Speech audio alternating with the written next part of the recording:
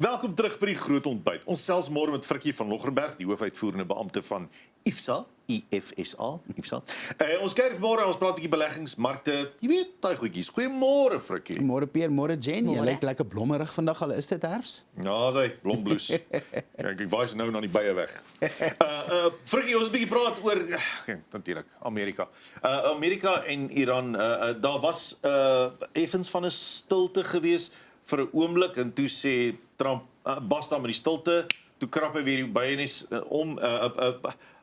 Die oliepryse is natuurlik die hoogte. En wat is jou opinie oor wat gebeur het? Peer, ons kan nou gaan kyk, die oliepryse is weer by 107, wat lekker en is verskriklik volatiel. So jy dink nog daar's absoluut niks wat gebeur nie, soos jy sê, en ewe skielik spring alles uit die kas uit. Maar daar's drie hoofdinge wat ons moet maar kyk. Trump sê die huidige onderhandelinge is op life support, soos die Engelsman sê. Hulle gesprekke wat hulle met mekaar het, die briewe wat hulle heen en weer stuur, word nou kunsmatig word nou aan die lewe gehou. So ek dink is baie sensitief, alhoewel hy wil sê dat daar 'n bietjie positief daar uitkom en daar is nog opsies ensovoorts.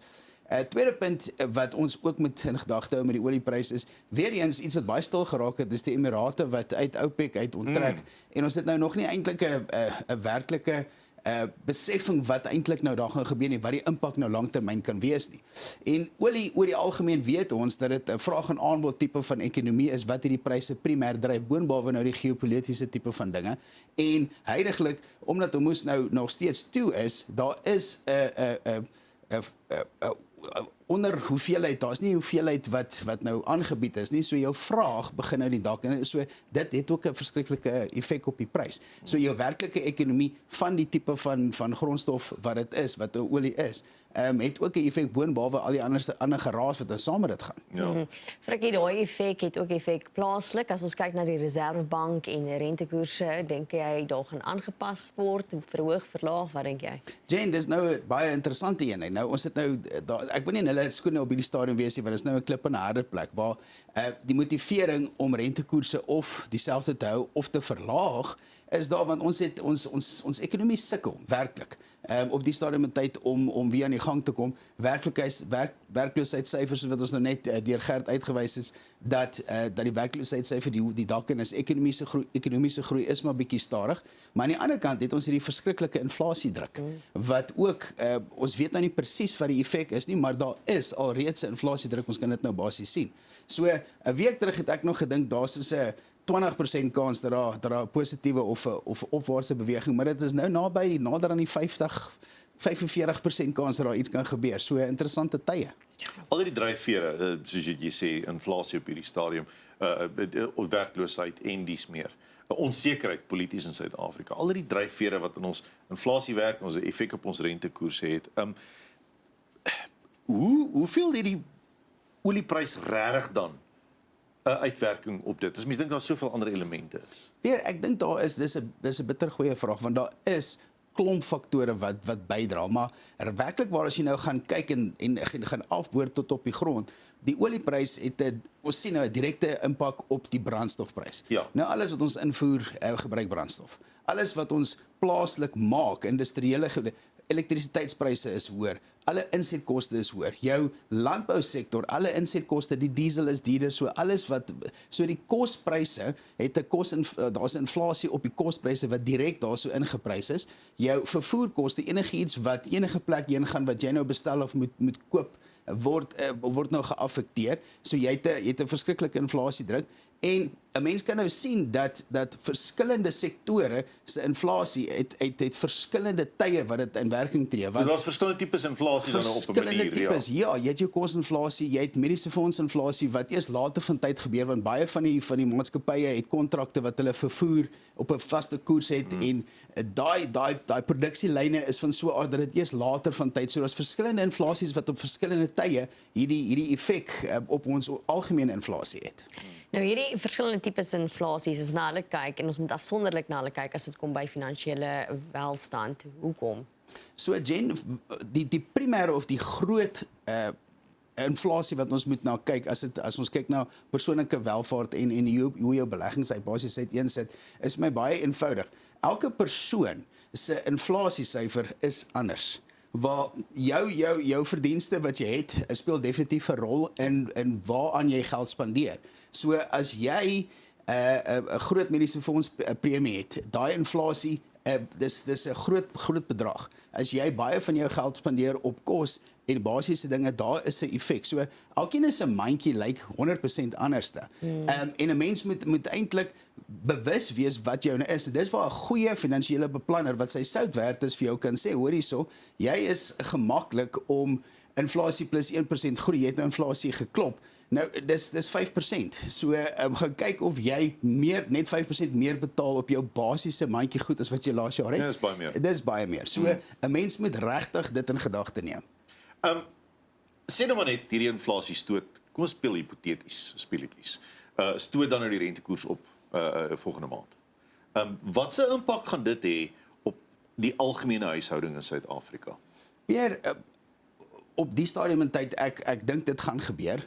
Maar as ons nou sê wat die impak is, daar's 'n direkte en indirekte impak wat 'n mens moet in gedagte hou. Nou die direkte ding is enigiemand wat enige skuld betaal. 'n Karpaaiement, 'n huispaaiement, bietjie kredietkaartskuld, 'n persoonlike lening ensovoorts en selfs gaan meer betaal. So dis 'n direkte impak. Al is dit 'n klein marginale bedrag, dit is 'n definitiewe effek. So aan die ander kant het jy nou minder besteedbare inkomste. So 'n persoon gaan nie wees om meer te spandeer of meer te koop nie. So daai ekonomie gaan verminder of verklein. En dit het ook 'n ander impak want besighede gaan nou ook minder geld begin leen want die kapitaal koste veel geld om uit te brei. So boonbehalwe dat jy nou meer gaan betaal, jy gaan nou minder geld om te spandeer, jou beleggings aan die ander kant gaan minder presteer want jou ekonomie is besig om te verklein, jou verdienste is besig om te verklein en die uitbreiding is besig om te stagneer. Wow. So dit het 'n dubbel effek op al twee kante. So hoe bestuur ons hierdie inflasie en hierdie wisselvalligheid in ons beleggingsportefeuilles? Jen, as jy gaan kyk, die laaste 2 jaar was baie vriendelik uit 'n beleggingsoogpunt uit, want markte het verskriklik goed gedoen en dit was baie maklik om te presteer.